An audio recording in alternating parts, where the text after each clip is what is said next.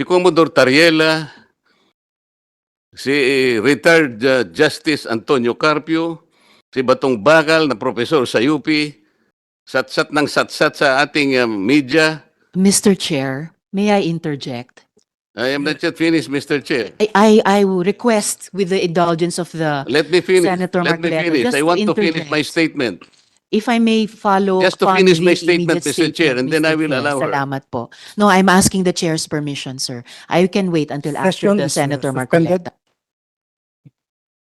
Saka lang Based on po the- kasi ako, Mr. Chair, kahapon. Bigla na lang nangyari na sumulat daw po, kaya hindi ko po nalam kung totoo. Pero sinabi po ni chairman ng Foreign Relations, kagabi lang, na defer muna yung aming meeting o hearing bukas dahil nga po ang daw po hindi ko po sinasabi, sumulat daw po ang pati NAMRIA at ang DND na ang matter na to will involve national security. Kaya lang po ako nagtaka sapagkat yung mga iba na nagpunta sa media, nagsasalita about West Philippine Sea, wala naman pong nagsasabi na wag ninyong pagtalunan yan. Eh yun po ay media pa po yun kumakalat sa buong Pilipinas. Kaya minabuti ko na pong dito namin pag-usapan, dito na lang sa Senado, pagkatapos sasabihin nila, kung totoo pong sinabi nila, nakakapagtaka naman, bakit hindi natin dito pag-usapan? Anong national security ang involved dito? Yun lamang po, Mr. Chair. Salamat po. Thank you, Honorable Marcoleta. Honorable Rizon Tiveros. Salamat, Mr. Chair. Ang akin lang po sanang interjection kanina na nag-submit ako dun sa tamang hiling naman ng colleague na magtapos sila and based on the ruling of the chair, ay wag po sana nating sasabihin na ang mga sinasabi ni na Commodore Tariela, retired Senior Associate Chief Justice Carpio at isa pang binanggit kanina ay mga satsat. Dahil mga seryosong pananalita nila iyon, kahit kadebate man sila o hindi. Alam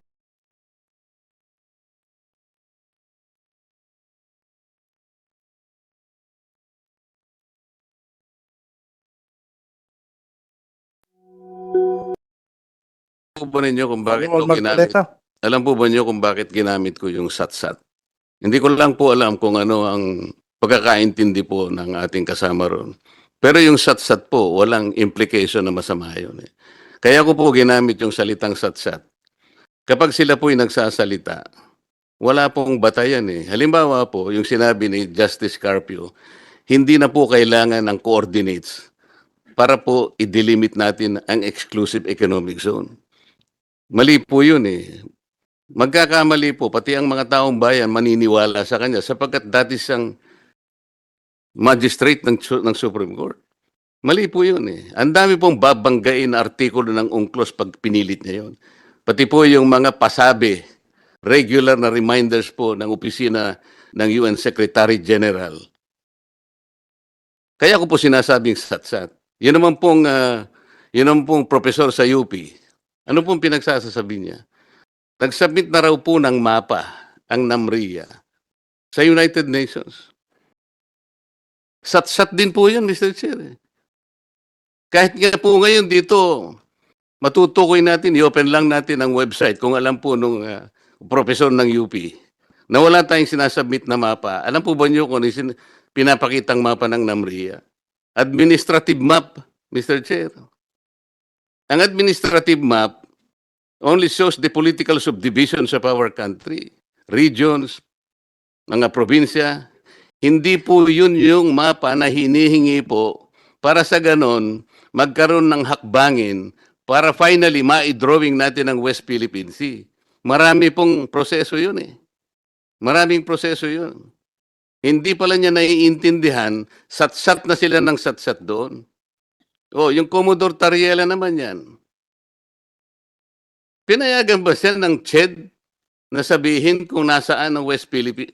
Hindi naman niya po tinutukoy Pakinggan po natin yung kanyang discussion. Miski isa doon, kaya ko lang po nasabing gano'n. Lumalabas sa social media, lumalabas sa mainstream media, buong Pilipinas nagtatalakay sila. Wala isa man na nagsabi that issue involves national security. Bakit po nung ako gumawa ng resolution para dito natin pag-usapan formally, bakit biglang naging national security? Yun lang naman ang tanong eh. Di po ba mahalaga sa kanila na ayusin natin lahat dito? Ito po ang bagay, ito po ang formal. Dito po mismo sa Senado. Dito po natin ayusin lahat ang hindi pinagkakaintindihan. Hindi yung radyo dito, TV dito, lahat salimbayan. Dito, yun ang gusto kong mangyari. Bigla na lang nagkaroon ng national security. Nakakapagtaka naman, Mr. Chair. That's the only point. Salamat po sa sagot ninyo, General. Talaga pong kailangan lamang na talagang yung hangganan ng ganang atin, matukoy natin, madilimit natin, yun ho ang inihingi ng batas. 14 years ago. Yun po yung hahanapin ko sana sa NAMRIA. Bakit hindi niya ginawa 14 years ago na nakararaan? Para matulungan po kayo. Para hindi po kayo parang nasa kadiliman, hindi natin alam hanggang hangganan. Makatulong po sa inyo lahat yun. At tama po yung gagawin nyo. Ang mandato po ninyo, tama rin po yun. Proteksyonan ng saganang atin. Pero pangkaraniwan na, kailangan alam natin ano ang hangganan ng saganang atin. Wala pong masama doon. Salamat po, Mr. Chair. Thank you, Honorable Marcoleta. Dahil si retired Senior Associate Justice Antonio Carpio ay yun na nga po ang inabot niyang posisyon sa Korte Suprema at tinitignan po ng marami na one of the best Chief Justices we never had dahil po si Rear Admiral J. Tariela ay recently nga umabot sa ganyang rango at palagay ko hindi disconnected sa kanyang matagal na at matibay na advokasya kaugnay ng ating pambansang interes sa West Philippine Sea. At dahil pati po si Professor J. Batong Bakal ay direktor ng Law Center Institute for Maritime Affairs and Law of the Sea sa UP College of Law. Kaya't hindi po dapat isipin o sabihin na silang dalawa ni Associate Justice Carpio ay gumagawa ng statements ng walang legal na basehan. Dahil po, kahit Ilonggo ako kay Daddy, Tagalog ako kay Mami, kaya't alam ko na ang salitang satsat ay karaniwan nagre-refer po sa isang Tagalog term para sa idle gossip, chatter, o babol. So, hindi rin po match dun sa tatlong taong una kong binanggit.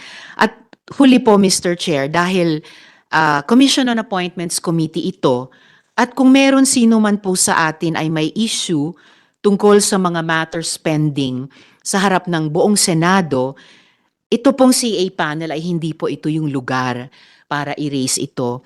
Dahil po sa mga dahilang ito, itong tatlong dahilan, I move, Mr. Chair, na i-strike from the record yung salitang satsat. I so move, Mr. Chair.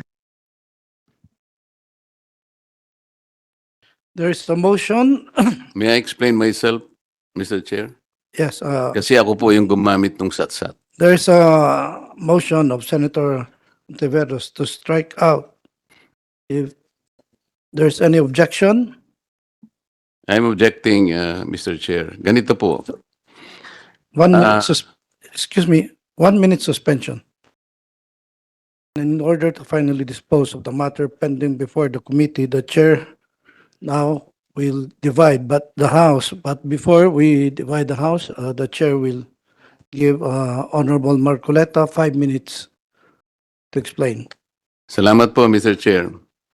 Papayag po ako na alisin natin ang salitang satsat kung meron po tayong may sasubstitute na mas akmang salita. Kasi kaya ko po ginamit ito. Si Justice Carpio na iginagalang po bilang naging Associate Justice ng kataas-taasang hukuman. Sinabi po niya na hindi na kailangan ng coordinates at charts upang madilimit natin ang exclusive economic zone. Mali po yun. Hindi po dapat manggaling sa kanya yung ganong pananalita dahil mali po yun. Wala po sa batas yun ng UNCLOS. Sa Republic Act 9522, dahil pinagtibay po nila sa isang jurisprudence, alam po ba ninyo, Mr. Chair, kung magkano ang naalis sa ating territorial sea? Mahigit pong 242,000 square miles ang naalis. Dahil lamang po sa kanyang, at sinasabi po niya na ginanap lang niya ang tungkulin sapagkat pinirmahan natin ang UNCLOS. Nakalimutan po niya, Mr. Chair, na yung treaty hindi pwedeng mangibabaw sa saligang batas. Dapat po bilang Associate Justice ng Korte Suprema, alam niya po yun. Si Professor Batong Bakal, hindi siya matapat sa kanyang sinasabi. Sabi po niya, nag-deposit na po ng mapa at saka charts ang Pilipinas sa opisina ng United Nations. At binigyan na rin daw po ang mga international organization. Hindi po totoo yun. Check po natin kahit sino ang maalam sa website po ng UN General Assembly. Si Admiral Tariela, ang sinasabi po niya, ang West Philippine Sea hindi raw po disputed. Nag-aaway-away nga po ang mga bansa dahil dyan . Ano po ang gagamitin nating salita? Payag po ako. Kung yun po ay hindi akmang salita, payag po ako, Mr. Chair. Ngunit, palitan po natin. Anong iakma po na, sa akin po kasi yung satsat, yung pagsasalita ng walang basihan. Ganun lang po kasimple. Wala pong basihan ang kanilang sinasabi. Kaya tinitindigan ko po yun. Ngunit kung meron pong mas magandang salita na akma doon sa aking sinabi, payag po ako, ba't naman hindi? Salamat po, Mr. Chair. Mr. Chairman, Thank you, Honorable Marcoleta. Honorable Alan T. may I suggest the word pahayag or salita or pagpapaliwanag if the Honorable Senator Marcoleta is acceptable to those proposed or suggested words. Honorable, Honorable Rizal Taveras. As the movant, Mr. Chair, tinatanggap ko po at pinasasalamatan si Rep. T sa kahit alin sa mga magalang na salitang iyon. Salamat po. Salamat, Mr. Chair. Honorable, thank you, Honorable Rizal Taveras. Honorable Marcoleta. Dahil po sa matalik ko pong kaibigan si Congressman Alan T. Ay payag po ako, bakit hindi? Kung yun po ay kagagaan po ng kalooban ng bawat isa, para wag na po nating pagtalunan yung salita na yun. Ngunit yung sentido po ng aking gustong mangyari, nandyan naman po sa ating mga minutes. Salamat po, Mr. Chair. Maraming salamat po sa ating mga kasamahan dito sa Committee on Appointments. And the Chair would like to... Mr. Chair, so the status of my motion is na-adopt po siya, Mr. Chair. Adopted. Salamat po, Mr. Chair.